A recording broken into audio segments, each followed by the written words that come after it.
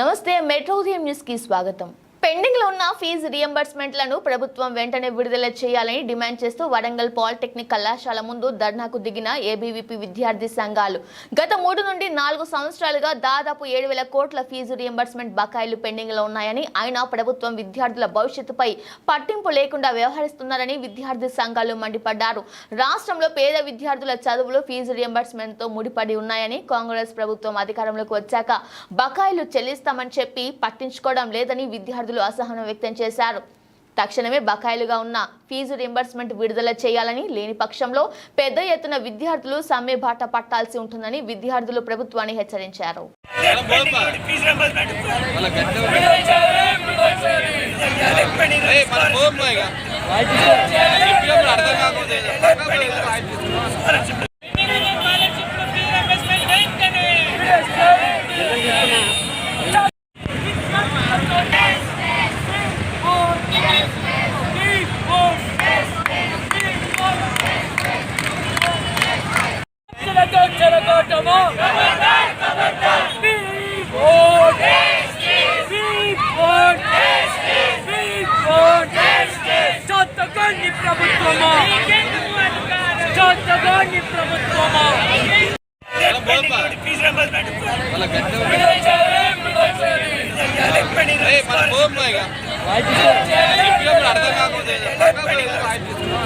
తెలంగాణ రాష్ట్రంలో గత 3-4 సంవత్సరాల నుంచి పెండింగ్ ఉంది.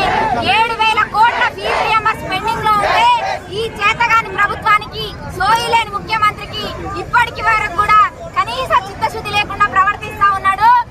ఏ నిరుద్యోగ విద్యార్థుల పుణ్యాలను గద్దెనెక్కిన సీఎం రేవంత్ రెడ్డి ఖబర్దార్, వెంటనే పెండింగ్ లో ఉన్నటువంటి ఫీజు రియంబర్స్మెంట్ స్కాలర్షిప్లు విడుదల చేయాలి. రాష్ట్ర వ్యాప్తంగా ఒకవైపు నిరుద్యోగులు అల్లాడుతూ ఉంటే, ఒకవైపు విద్యార్థులు రోడ్లెక్కుతా ఉంటే సిగ్గు లేదా ఢిల్లీ యాత్రలు చేయడానికి అని చెప్పేసి ఏబీపీ ప్రశ్నిస్తా ఉంది.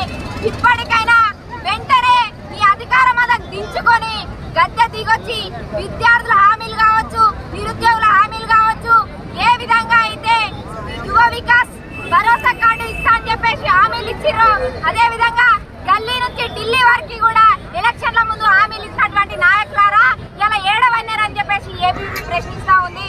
వెంటనే విద్యార్థి నిరుద్యోగుల సమస్యలు తీర్చకపోతే కేసీఆర్ కు 10 సంవత్సరాలు సమయం ఇచ్చినటువంటి విద్యార్థి నిరుద్యోగ యువత నీకు 10 నెలలు కూడా సమయం ఇవ్వడానికి సిద్ధంగా లేదు. వెంటనే గద్దె దించుతాం. కేసీఆర్ కు పట్టిన గద్దె నీకు పడుతుంది. ఖబర్దార్ రేవంత్ రెడ్డి. నీ పేరు చెప్పమ్మా, నీ పేరు చెప్పరా, నీ పేరు